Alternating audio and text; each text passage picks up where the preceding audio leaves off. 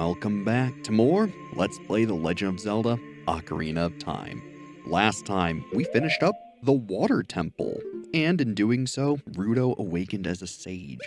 Afterwards, we obtained the fire arrows by shooting into the sun, which will be a very useful upgrade for our bow. Otherwise, today, we're going to head to Kakariko Village, because there's a little something I've been forgetting to do there.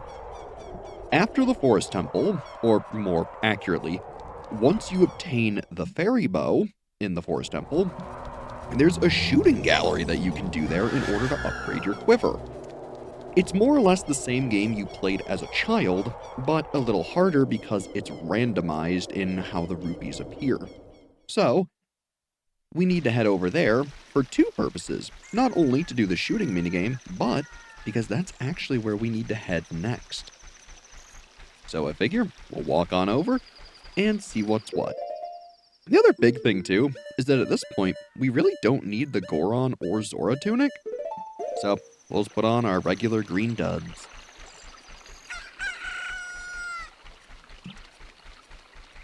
Then otherwise, up we go into Kakariko. Should be pretty normal. Oh.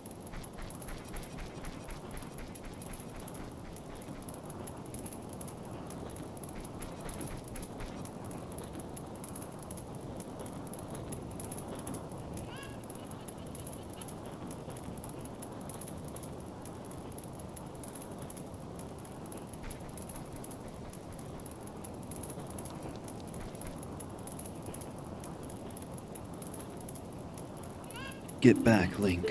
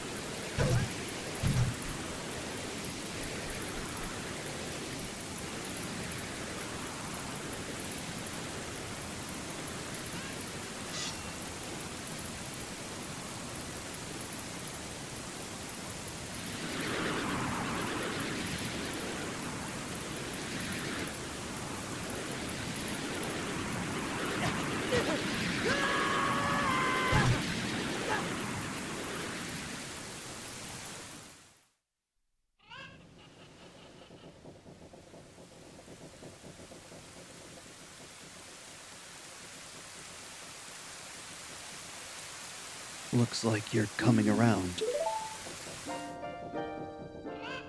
Link, a terrible thing has happened. The evil shadow spirit has been released.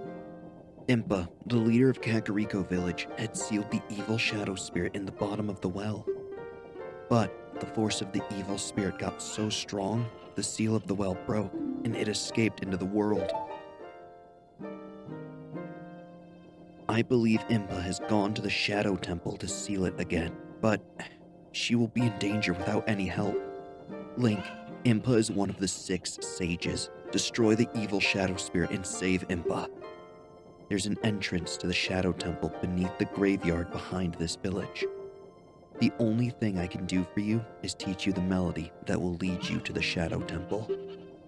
This is the melody that will draw you into the infinite darkness that absorbs even time. Listen to this, the Nocturne of Shadow.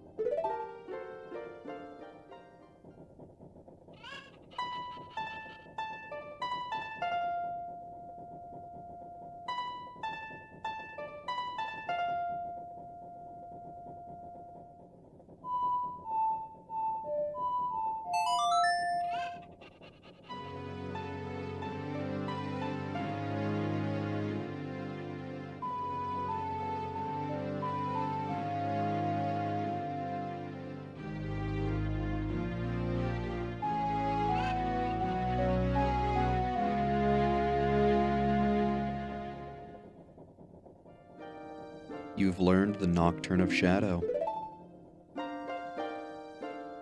Let me take care of the village. I'm counting on you, Link.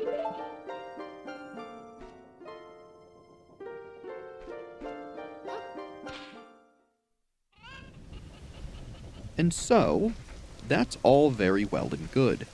We now can go to the Shadow Temple at any time. Though, there's something else about this well here that's a pretty big secret. Though we can't do anything there as an adult, there's actually something we can do as a child. Though, before we go do that, well, it's time for some minigames. Hey there, Mr. Guy. Hey, do you want to play a game? It's 20 rupees per play. We sure do. Okay, this is a game for grown-ups. Hyrule's famous shooting gallery. Take aim at the targets from that platform over there. Can you hit 10 targets? You get 15 shots. Draw your weapon with B. Are you ready? Go for a perfect score. Good luck. All right. Unfortunately, it doesn't automatically draw the bow for you, so we've already missed a rupee. Otherwise, as you can see, it's pretty much the same game as when we were a child. Evidently, though, the order of the rupees is random. But I already let you know about this. Oh, I just didn't let it go. Almost. Well, alright. I'll let you try one more time for free. This time you gotta do it. So, the rules are the same as before, luckily. If you miss a rupee, or two, you'll still be able to get a freebie. So, I think it's pretty darn lenient in how they do things. With this minigame, generally you want to keep your arrow centered in the middle, namely for that pesky green rupee, and then the rest should be pretty darn simple. I think at this point we only have blue rupees left. So, Wonderful. Bravo. Perfect. Here's a fantastic present. you upgraded your quiver to a big quiver. Now you can carry more arrows, 40 in total. So yeah, technically, we could have come and done this pretty much any time after the Forest Temple, and it would have really helped. Though, we just didn't ever come back, and to be completely honest, when I ran through here going to the Fire Temple, I kind of forgot. So, I figured now would be a fine time. Hey there, guy. The windmill draws water up from the depth of the well. Now the well is dried up, though. That is a very interesting hint. So not only have we seen that the spirit came from down there, but we know that as a child, the well is filled. And we know that when we played and learned the Song of Storms from the guy inside the windmill, it made it spin even faster. These are all hints and things that are supposed to tell you that you might want to go back there and play the Song of Storms as a child. Already you're supposed to be inclined to do so, just from the simple fact that, hey, the guy was mad at you. Still, no time like the present, or I suppose, the past in our case.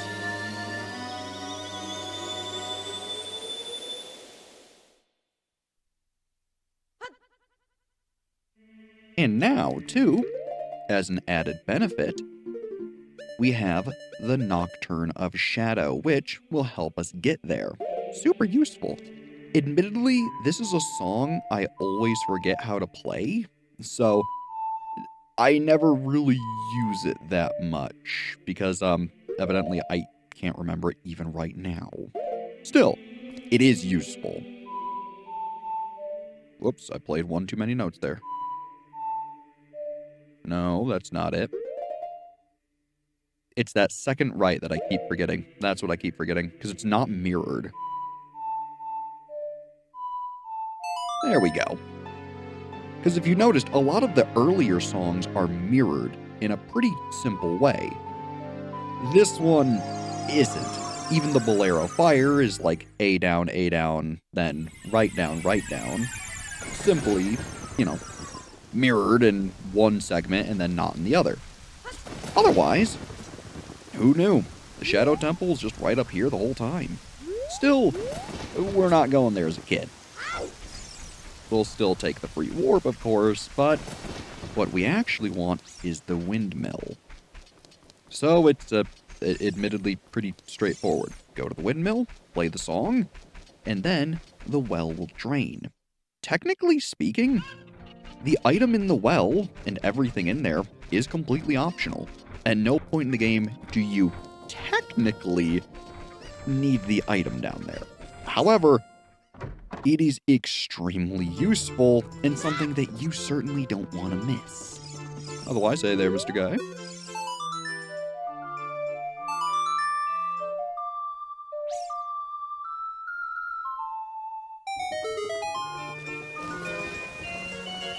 With the song played, the windmill will now go haywire. And because of this, the well will now drain.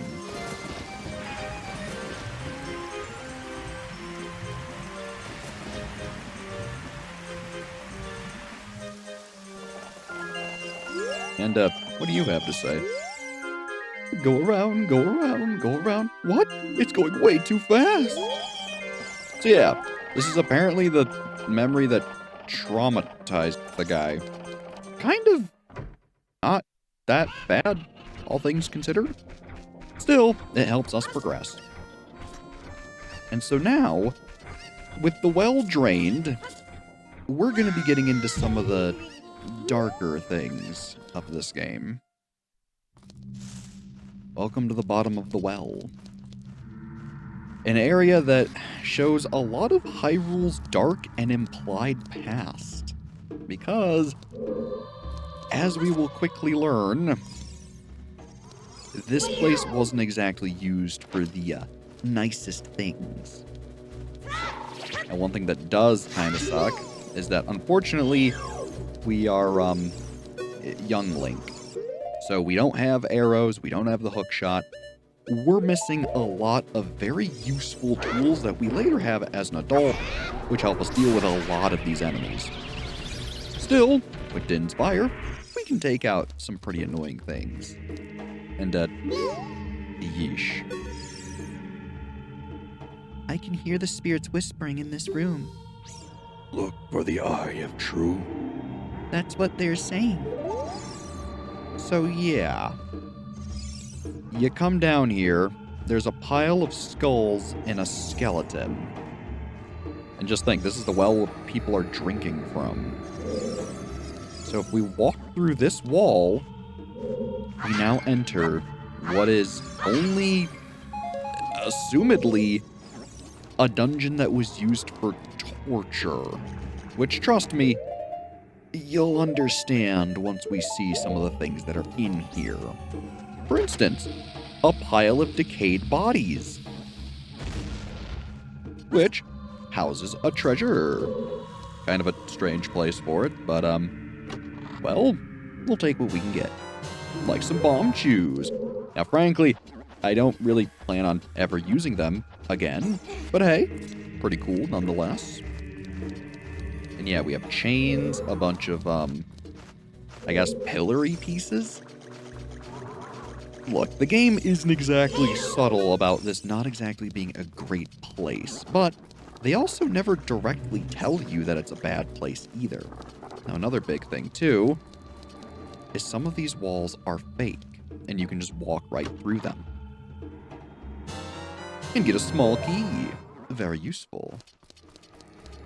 Now, the big idea of this area is that within it, you're supposed to find an item called the Lens of Truth, which will unlock the ability to see invisible hidden objects, as in the walls we've been walking through.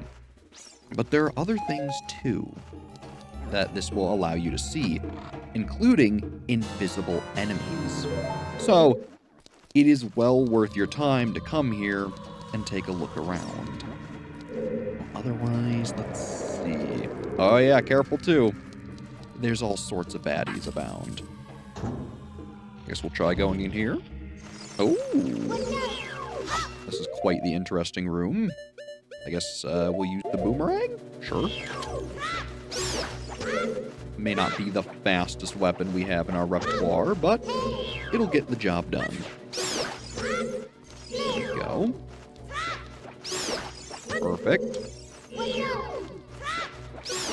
There we are. And then if you notice, where that bat fell was solid ground. It's not supposed to be known that you can walk like that. You're supposed to come back with the lens of truth, but again, technically speaking, you don't need it. You can beat the entire game without it, it's just going to be way harder. So, I'll just use some of the game knowledge I do have, and avoid some of the simple traps here. I say simple, they're decently complex. Watch for the shadows of monsters that hang from the ceiling. Thank you, Navi. Otherwise, yeah, here we can see bloodstains, chains, and a place where assumedly someone was tied up. If that, in addition to all of the bodies, and the redeads weren't enough to tell ya, this place housed some dark things. So, frankly, if I were you, do some reading.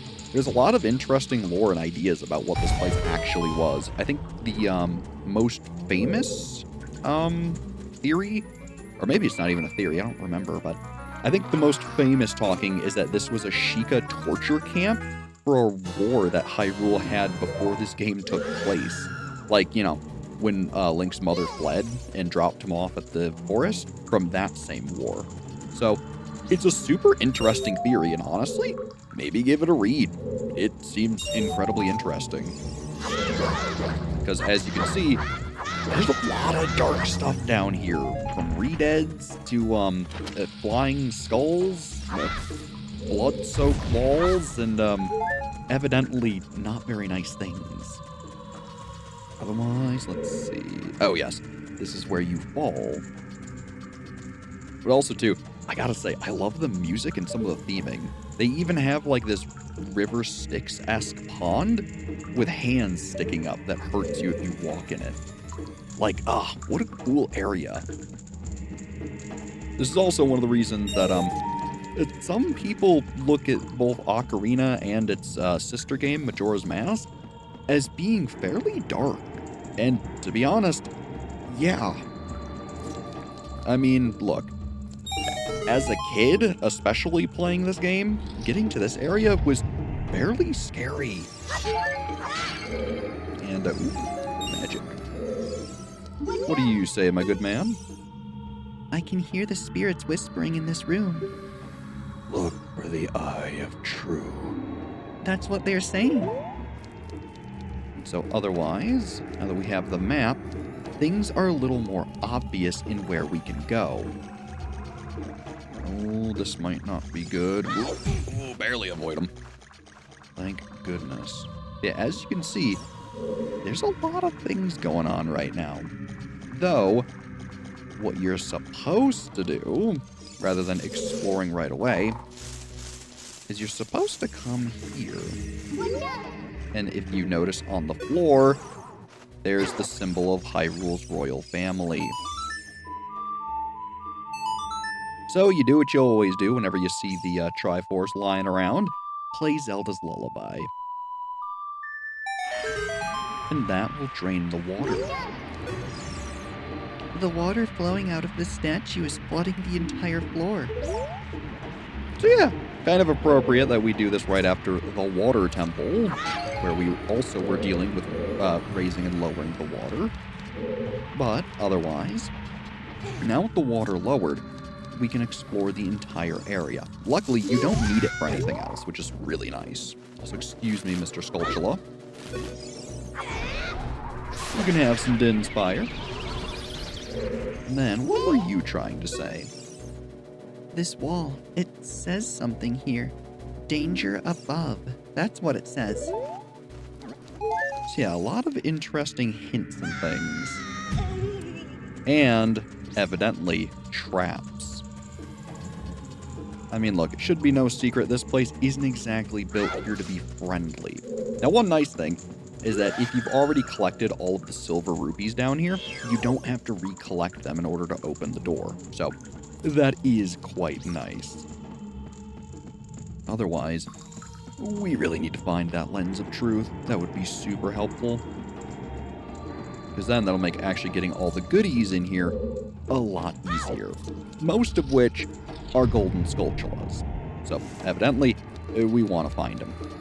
So, let's see. I want to say that we're looking for an area where water was that we can go down into. I forget if it's this side or the next. I think it's the left side. We're currently on the right. I believe that wants the Lens of Truth. And so I think it's actually the pond that was over here. Now, obviously, you can, walk into these walls and enter the big main room, but you're not supposed to know you can do that. So let's see. Yeah, down this way. Because there's a little chest right here, which gets you a recovery heart. Very nice. I guess technically you don't need to drain the water to get over here, because if you have the golden scale, you can dive deep enough to get under that. Ooh. Oh, this room. I always thought this room was so cool. It also houses a new enemy, which we cannot target, notably. Or at least Navi wasn't feeling it. Yeah, no, she just won't target him. Oh, there we go. Gibdo, its gaze will paralyze you. If it bites you, tap any button to escape. So these are Gibdos, basically an upgraded version of the Redeads.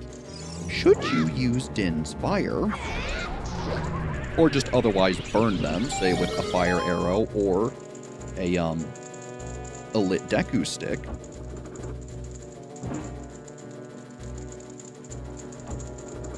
and I see that we accidentally triggered the torch sconces here, which will open up these coffins. But should you burn a Gibdo,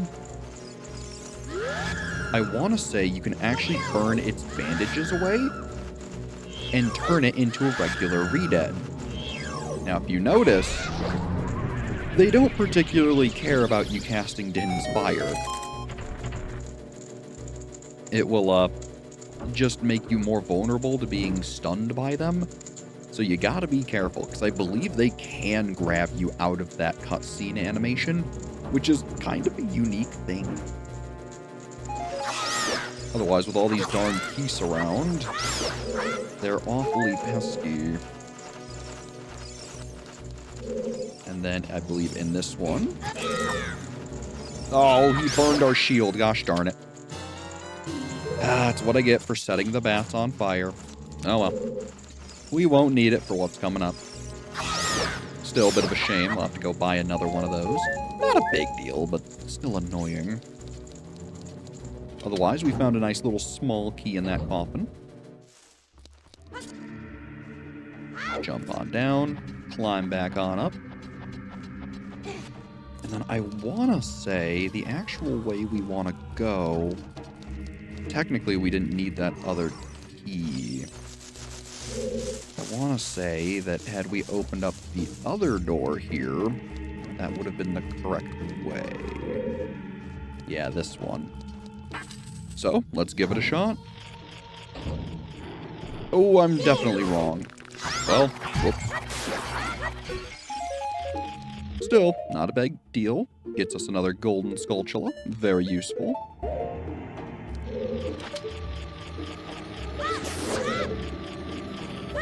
Hit him with some nice old boomerang. Get us another skull token. And now I really gotta remember where to go.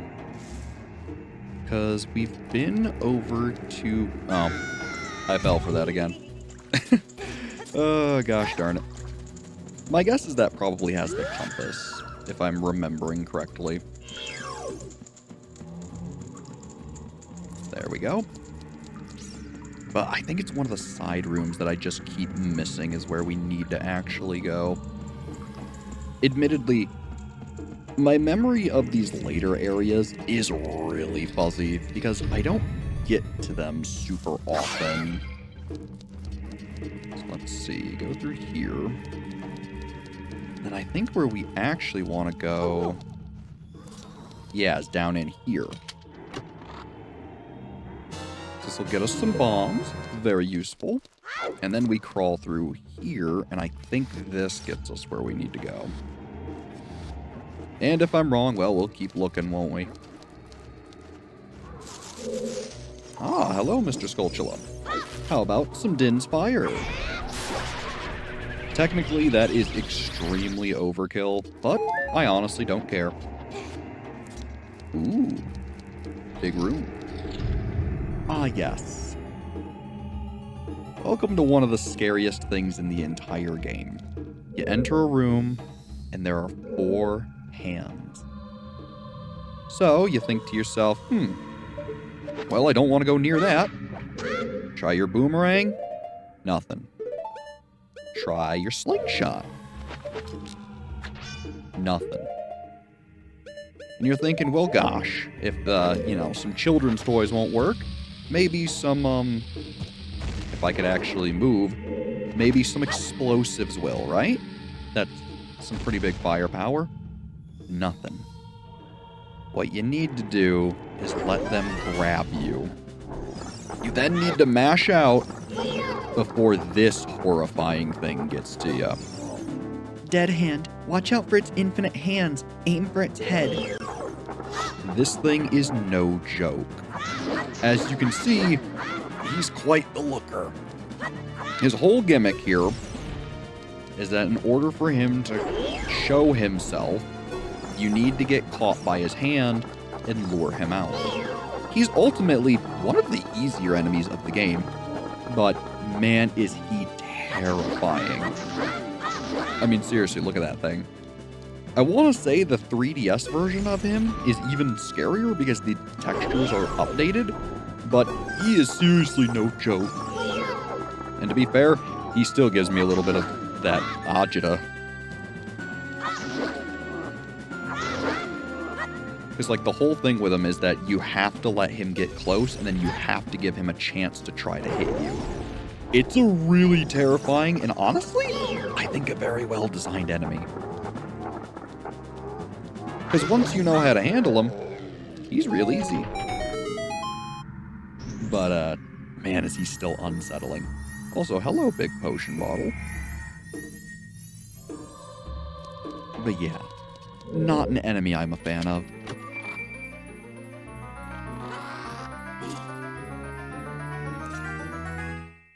And with him down, we find the Lens of Truth. Set it to C and press the C button to look through it. Mysterious things are hidden everywhere. Be sure to try to use it outside of the well. Seeing the truth will cost magic power. So, press C again to stop using it.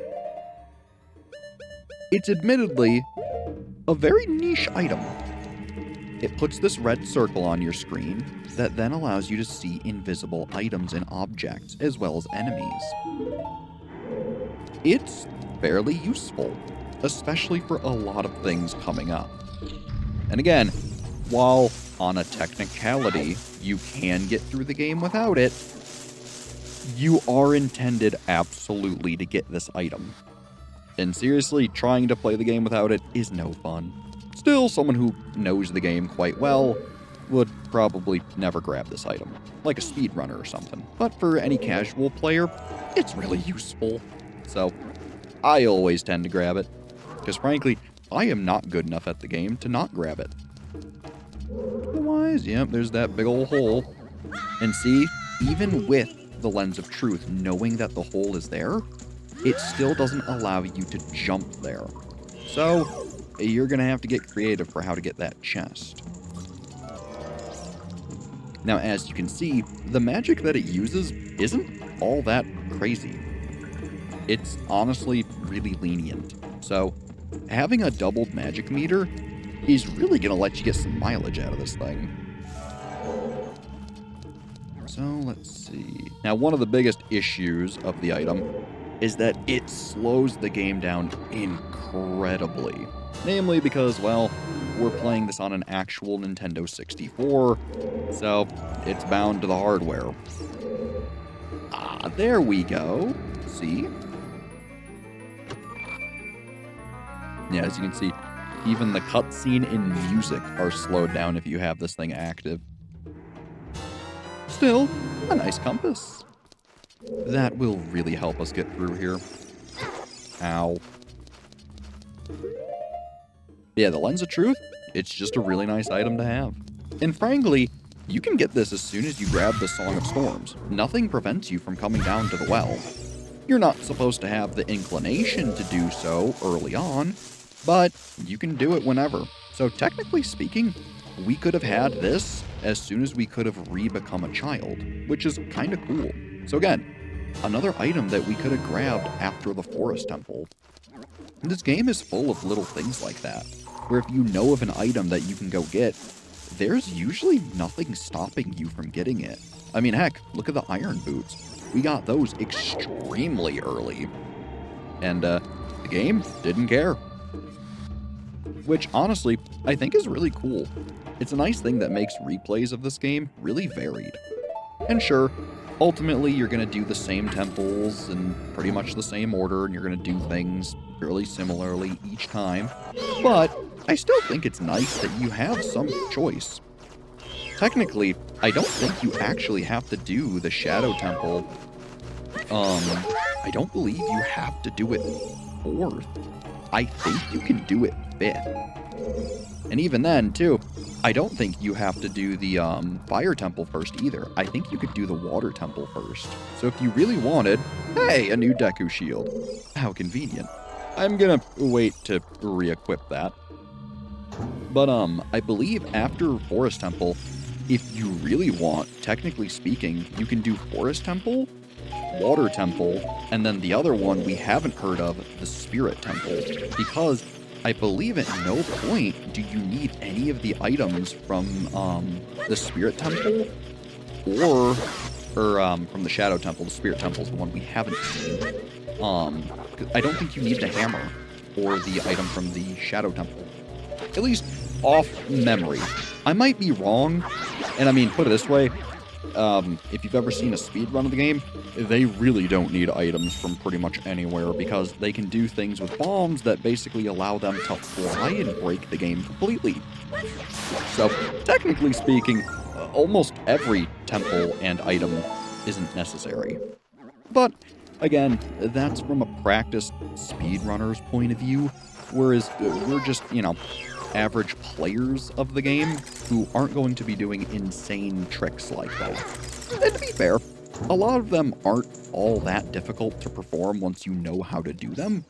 You can even just go to, I think speedruns.com or something similar to, something similar of that nature, or just look up, Zelda speedrun tricks, and you can, learn all of them fairly quickly. If you sit there for a day and just practice them, I'm sure you could learn how to play this game really efficiently. But, evidently, neither here nor there. I'm here to play the game like a normal person and enjoy myself. And so I will. Otherwise, I should check. Did I get all the Skulltulas here? I think I'm missing one. Let me go through my list real quick, because we got the one with the Deku Baba. Got the one in the room. And then got that one with the like. Oh, no. We're good. All right. Although, I was going to say otherwise, with all of that out of the way, with the entirety of the well explored. Really? I just love Skulltulas. I was going to say, with the entirety of the well explored, the lens of truth obtained, and a little bit talked about speedruns for this game, that's pretty much gonna be the episode today. I think next time we play The Legend of Zelda Ocarina of Time, we'll take the Lens of Truth for a bit of a spin, and then start the Shadow Temple. I think it'll be lots of fun. As always, I'm Brad. Thanks for watching, and have a good one.